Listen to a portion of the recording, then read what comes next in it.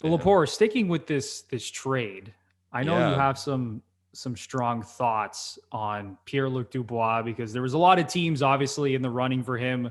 We all knew that he was disgruntled. We all knew that he wanted out of Columbus. Things had obviously gone sour there. There's a specific Canadian team that you think should have taken a harder run at Pierre-Luc Dubois. So give me your thoughts on that. Yeah. I mean, you never know how much these teams are really involved and how much action is actually happening behind the scenes. Like with PLD, what a lot of people are unaware of is his dad is the assistant coach of the Manitoba Moose. So because of that connection, like maybe that deal in Winnipeg was just going to happen no matter what. But there was so much attention with the Montreal Canadiens. Now, if it's because they're a team who needs center depth, whether it's because they're in the Canadian market, so people want to talk about it, or whether because the guy's name is Pierre-Luc Dubois, and that would just make perfect sense for him to play for Les Habitants de Montréal. But I really hope Montreal went for it. I really do, because I really think, like, we talk about Montreal now, and like they look good. Like they look very, very good. They're well balanced. But I just think adding that dimension to their lineup would have put them in that next tier of teams. Like right now, Montreal is dangerous. They would have been very dangerous. And it kind of would have been a message within the division of like the Montreal Canadiens aren't fucking around if they would have made a deal like that. And I'm not here to shit on Bergevin because like I think he's done a great job. Like you look at the deals he's done and you go all the way back to even the Subban Weber deal. And he had balls. Like Bergevin showed a lot of balls to make that deal, and he got shit on a lot because Subban was younger. He was a fan favorite. I remember stepping back. It was kind of funny. I don't know if you remember. Everyone was shitting on that deal, almost not even acknowledging like who Shea Weber was. Like the guy was like on the Olympic team as a defenseman, maybe the best defenseman on that team, and people just kind of like, oh, we lost Subban, and it was like, no, you picked up a great player. Like I like that deal even at the time, and even now it's proven like A+ deal all the way to get Shea Weber. But then you look at other deals he's made recently, A+ again to get Tatar and Suzuki for Pacioretty. Like that's an incredible deal. Like Danault from Chicago, like incredible deal. Like Bergevin has quietly done very, very well. But I wonder, like two deals that I would circle that maybe haven't been the best are the deal to get Jonathan Drouin away from Tampa Bay. Yeah, And the Sergachev deal. Yeah, the Sergachev deal. You can circle that one, and you can circle signing Jake Allen.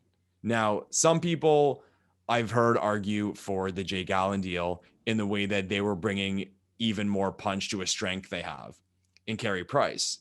But contrary to the belief of a lot of hockey fans and people in Canada, the Toronto Maple Leafs are not the only hockey team that is against the cap or near the cap. The Canadiens, I think last time I checked, they were in around like 700, 800 grand below the cap. And you look at those two deals and you see Jonathan Drouin making $5.5 million. And then you see Jake Allen, who I think it's something like 4.25 or 4.35. Yeah, so him and Price are essentially making $15 million. Dude, you've 20 million on Price, Drouin, and a backup goalie. So, I mean, you spend your money. Again, we talk about balance and how teams decide to do it, and you can debate that stuff all day long. But I'd love to ask Montreal Canadiens fans right now if you like those deals at the time and what you think of them now. Because if you had a backup goalie at the typical million, and maybe you could have made something happen with Drouin a lot easier, or the deal with Drouin that I think a lot of people know what it didn't go well for Montreal. Like if you hated that deal, now do you really hate that deal because maybe it prevented you from making this deal for Pierre-Luc Dubois? Because if you had that cap space or if you had that money better allocated, you could have more easily made a deal. So I'd love to have that conversation with Habs fans. Like I said, I'm not here to shit on Bergevin. Like I think he's done a great job. I just think the opportunity to make that move to put Montreal on that next level got hindered. I think because of those two signings, those two guys. I guess we'll see. You make a really good point because I think that sort of deal would have absolutely put Montreal over the top. I would have been afraid, man. And would have showed the entire Canadian division, hey, we're only 7 games into the season, but we're going for this fucking thing. Yeah. And that's exactly what they need, right? Because you look at their roster, and yes, I like their balance. I like how they're getting contributions from the D-Corps. Jeff Petry's been great to start the season. Shea Weber's been solid. Romanov's playing well. You know, when you look at all four of their lines, I don't want to say their bottom six is like, incredibly potent, but they're getting contributions from their bottom six. Right? I meant to mention the Anderson signing too. Again, we talked about how it might not look good in 5 years, but right now it makes them better and was a nice signing. Absolutely. So when you look at their depth, it's impressive. But at the end of the day, when you look at their top end talent, I still think that's where this team falls short. And, it remains to be seen how far a team constructed like this can get, into the playoffs. And I kind of look at the New York Islanders and just the style that they play with Barry Trotz, great defensive system, a well-balanced team, a solid, underrated defense core. And you look at a team like that and you say, okay, what's their ceiling? They can win a round, they can win 2 rounds, but can a team that's built like that without, and listen, I know the Islanders have Matt Barzal, who's a really good player, but can a team that's built like that win the Stanley Cup? Right. And I think the answer is no, based on, just looking at the last decade, let's say. Yeah. We could even go further. The best teams have the best players at the end of the day. And that's where I still think the Habs are lacking a little bit, is that they don't have that top end game-breaking talent. And again, we've talked about Nick Suzuki and how good we both think he is and how great he's going to be moving forward. But if you could have Pierre-Luc Dubois and Nick Suzuki, and then you have Philip Deneau, because, it's hilarious looking at Phil Deneau, because Habs fans, they'll say it all the time. He's one of the best defensive centers in the league. That's great, but that guy shouldn't be your number one center.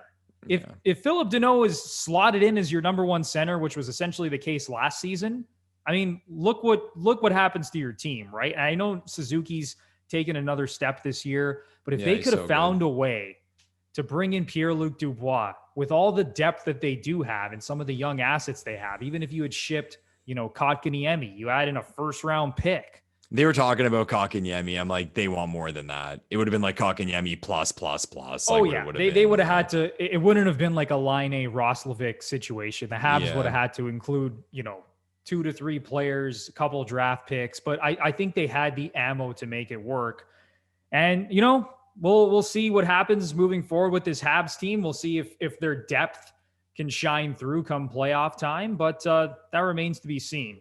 As it sits right now, like if you had to bet, would you say they make a deal, like a significant deal before the playoffs, before the deadline? Do you expect them to? I don't really expect any team to make a significant deal in a season like this, just with the... Really? And listen, I'm not saying there's not going to be any trades whatsoever. And I know we just saw a pretty big trade with Line A and Dubois. But when you factor in the whole, guys got a quarantine and things like that, I don't know. Right. To me, and with the cap situation, it's a condensed season. Things are moving really quickly here. Yeah. There's actual financials involved, like actual dollars and cents involved. Exactly. I don't think there's going to be like a groundbreaking deal. Yeah. I don't know. That's just the way that I look at it. I could totally be proven wrong. It's like I said, look at the deal that just went down, right, with these 2 star players. So, that remains to be seen. But no, I don't really see anything crazy shaking the landscape of the National Hockey League.